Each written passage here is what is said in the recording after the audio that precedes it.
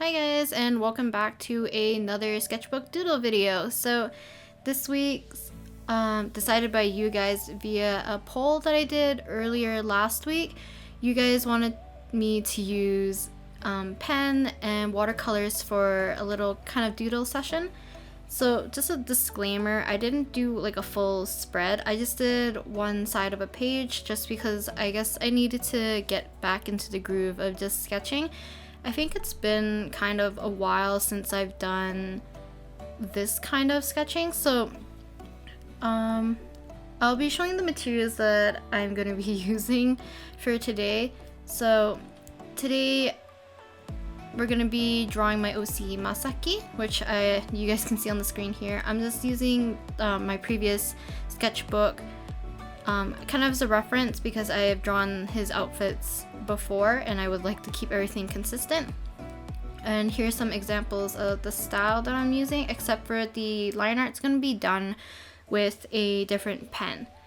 So the materials I'm going to be using here is usually I sketch in my Pilot Color Eno mechanical pencil, and I believe I sketched using the color red. And then the pen that I'm using to do the line art is called the Uniball Vision Needle. And the reason why I'm using this over I guess like my fountain pen or some other pens that I've used in the past, this one is definitely waterproof. Now I could use like pigment liners to do the line art. I just don't really like the feeling of pigment liners as much anymore. I kind of like the feeling of fountain pens or these, I guess the Vision Needle is kind of like a needlepoint pen. Needlepoint is kind of the pens that I prefer, but my favorite kind of needlepoint pen to do like line art or like sketching has been discontinued, so I'm using the Vision Needle instead. So losing my train of thought. I guess right here I just jumped into doing normal sketching with the red mechanical pencil.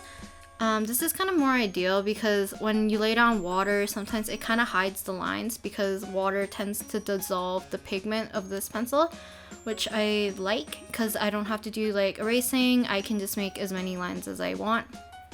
Now, after I do the line art, I do go back in using like a kneaded erase, and I do pick up a little bit of the pigment around his eyes, I guess, because when I'm doing the line art, I adjust things that don't follow my sketch like 100% of the time. I shuffled the eyes, I moved the mouth a bit, and because of that, more red is exposed, and I prefer to keep it a little bit more clean if I want to make like the whites of the eyes more white, or like even the center of the eyes, I like to keep it white instead of like having any pink or like red covering it.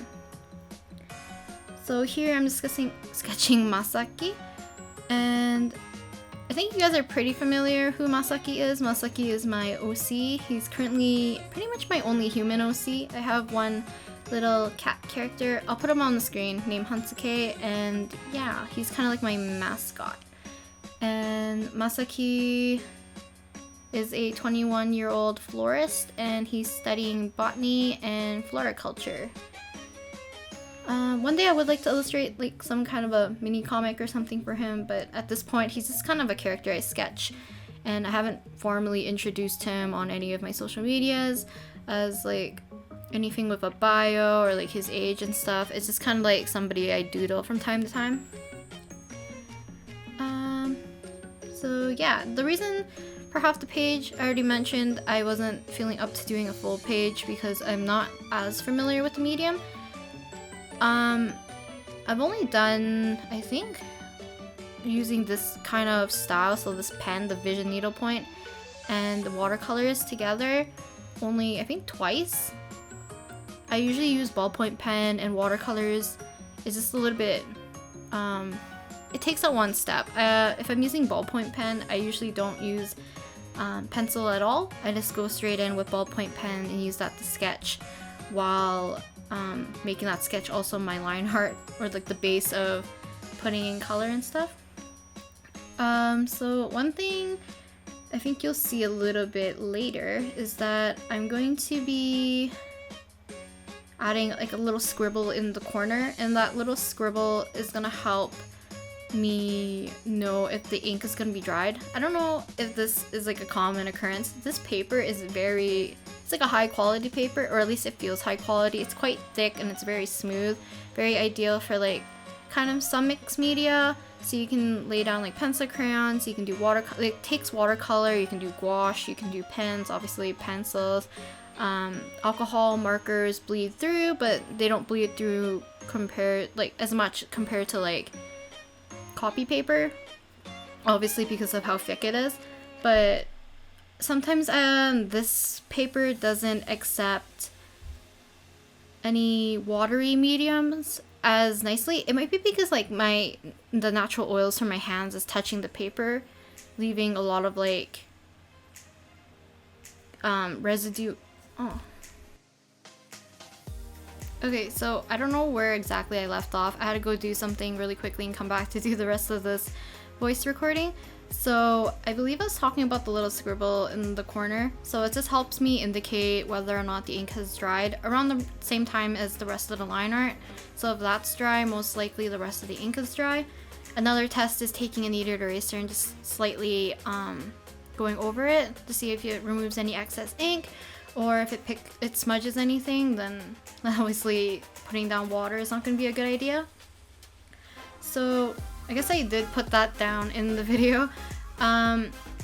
So yeah, I'm just putting down really flat colors basically. I don't do a lot of shading when I'm doing watercolor in this sketchbook. I actually don't really like to layer all that much. So I usually do about maybe 1 to 2 layers of color for each part. So skin, usually I do the base, and then I add more of a reddish orangey tone for the shadows and the cheeks.